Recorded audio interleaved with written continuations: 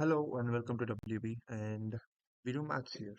This week we are going to do something a little different. I know we have been doing a lot of calculus and integration, mostly integration in the past videos, but this week I'm going to do trigonometry, that one that I haven't touched in this channel a long time.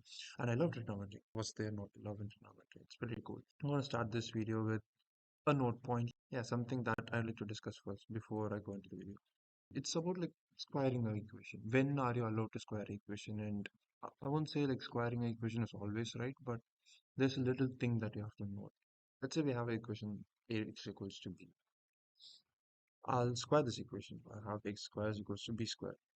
There's nothing wrong here. Matlab, as long as a is equals to b, a squared will also will be equals to b squared. So there's nothing wrong here. Problem comes when you're trying to go back to like let's say this is our equation and we are trying to like know what is a in terms of b. That's when we are like messing up. What we'd get if we do that is we get mod a equals to mod b. If you expand this, you'll see like we have a equals to b, one of the solutions, and minus a equals to b, a equals to minus b, and minus a equals to minus b. But which one of this is your original equation? This one. But we got like three more solutions like that, which are like they're not how we started. You just got extra solutions. We are not losing any solutions by squaring, but we are getting extra solutions. By squaring, we got more solutions. So that's what you need to be like careful about when you're squaring an equation. So with that, let's start this video. So the first question, we have solutions for 2 sine theta plus 3 cos theta is equals to 4, and theta lies between 0 to 2 pi. Okay, let's find the solutions. And we have a very well known identity, sine square theta plus cos square theta equals to 1. And my life would be a lot better if I had everything in like either in sine either in cos. I'm gonna convert them to sine. In terms of sine would be just fine. So cos square theta is equals to 1 minus sine square theta, and cos theta is gonna be square root of 1 minus sine square theta. Yeah, and we are going to plug that here, and we would have, let me do a little transposition before I do that. 3 cos theta equals to 4 minus 2 sine theta. Okay, and yeah, you can say this is like plus or minus if you want to, and because it's not going to matter, you'll see why it doesn't matter if it's either plus or minus. So we have plus or minus 3 square root of 1 minus sine square theta equals to 4 minus 2 sine theta. And I'm going to square both of the equations because this square root is it's not going to get anywhere. So, and squaring it is basically not going to change anything for me, as we just discussed. I'll still have my roots, but I would have extra roots which I need to filter out. So let's square the equation. We would have 9 times of 1 minus sine square theta equals to 16 plus 4 sine square theta minus 16 sine theta. So we have 9 times 1 is 9, 9 times sine square theta is minus 9 sine square theta. Now doing a little transposition. I'm going to take everything to the right side. It's going to be 9 plus 4 is going to be 13 sine square theta. And we have minus 16 sine theta. And taking the 9 to the other side, we're going to have plus 7. This equals 0. This, if you notice, it's a quadratic in sine theta. So for let's say simplicity purposes, I'm going to say some t is going to be sine theta, and here we need to note that t is going to lie between minus 1 to 1. Now my equation becomes 13t square minus 16t my plus 7 equals to 0.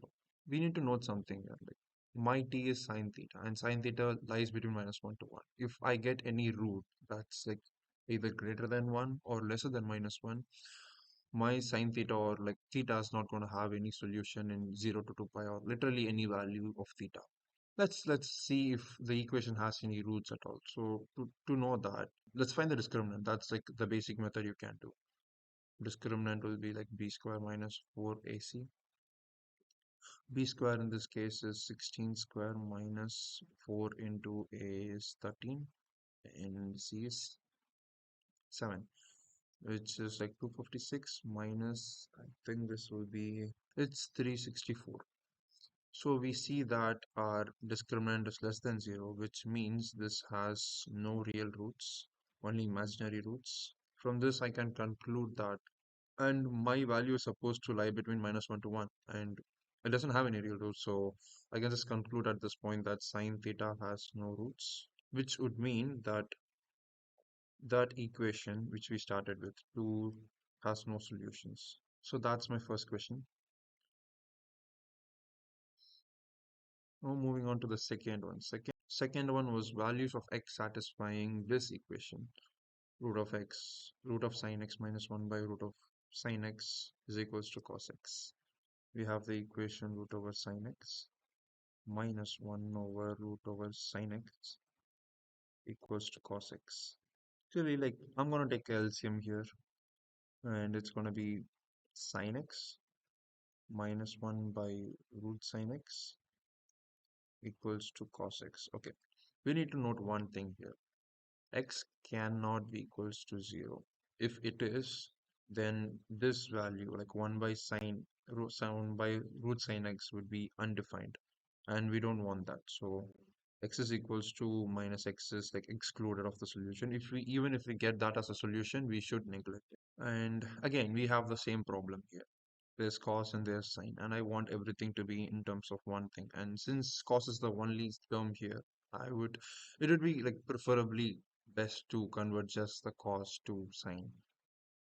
So doing that, we have plus or minus. If we're taking this to the other side, we're gonna have plus or minus square root of sine x multiplied with 1 minus sine square x. Yeah, there's again square root, and I don't want to solve something with the square root, so I'm just going to square that. Minus 1 whole square equals to sine x into 1 minus sine square x. Okay, can write this as 1 minus sine x whole square equals to sine x into 1 plus sine x into 1 minus sine x, because we know that a square minus b square can be written as a plus b into a minus b. Just my a is 1 and b is sine x, so that becomes this. We see that 1 minus sine x is here and 1 minus sine x is here, so we can cancel that too under the condition that 1 minus sine x is 0. Only in that condition, like, that is one case. That's one case that will satisfy this equation. So 1 minus sine x is equals to 0, which gives me my sine x is equals to 1. That is one of the solutions. It's like either this is true or that is true, or both can happen. If both happens, it's very, very good and like, pretty and well. If only one thing happens, that's also good. I mean, the equation still gets satisfied, so it's fine. So here it's going to be sine x plus sine square x. Yeah, again, taking some arbitrary constant just for simplicity purposes, and same again, t belongs to minus 1 to 1. So t square plus 2t minus 1 equals to 0. It's again a quadratic, so let's check for the discriminant. Discriminant is like b square minus 4ac, which turns out to be 4 minus 4 into minus 1, sorry, plus 1 into minus 1, which is 8. Positive number, so it does have a solution. So we can write a quadratic equation solution like minus b plus or minus square root of b square minus 4ac by 2a. So here we have minus 2 plus or minus square root of 8, which is nothing but the discriminant b square minus 4ac. Yeah. And 2 times of 1 is 2. So minus 1 plus or minus, this is like root 2, and we have 2 in the denominator, so it becomes root 2. Our t for which this equation gets satisfied is minus 1 minus root 2 and minus 1 plus root 2. For anyone that doesn't know this, root 2 is greater than 1, so this value will be positive, this value will be negative, and lesser than minus 1, which cannot be true because, I mean, since t is sine x and it has to lie between -1 to 1, and we get a t that is like lesser than 1, we can take this solution. So this it can be neglected. This cannot come. And this point, like we have some t for which it is like root 2 minus 1. This can happen because this value is greater than 0 and lesser than 1. So yeah, this value can like it satisfies sin x case. So I can say sin x is equals to root 2 minus 1. That is another solution. I mean, this is not really the solution since they asked for, x values. We got two like that. Sin x is equals to 1 and sin x is equals to root 2 minus 1. For all 4n plus 1 pi by 2, we have x is equals to 1. And this case, though, it's hard to say in terms of pi, so I'm just going to be say this sin is equals to sine inverse of root 2 minus 1. So as long as for all values of, sine inverse of root 2x minus 1 in the sine graph, I don't know, it's something like, let's see, this is the graph, and this value is 0.414, something like that. So 0.414 is like this. We have two solutions in 0 to 2 pi. This is 2 pi and this is 0. So we have two solutions like that, and to like sin x is equals to 1. I only have only one. This to root minus 1. One, like I only have one solution in every 2 pi circles. Every 2 pi period, I have two solutions.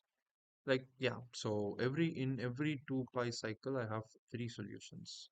If I have to say where I got these questions from, it's from a book called Tomato that's been published by Indian Statistical Institute. And it's a great book if you want to learn like good conceptual knowledge that you need. It's a great book. I love solving that book and happy solving. You can always send me your questions if you have. I'm happy to receive any problems that I can get my hands on and I'll try to help. Thank you for watching. Have a good day. Bye bye.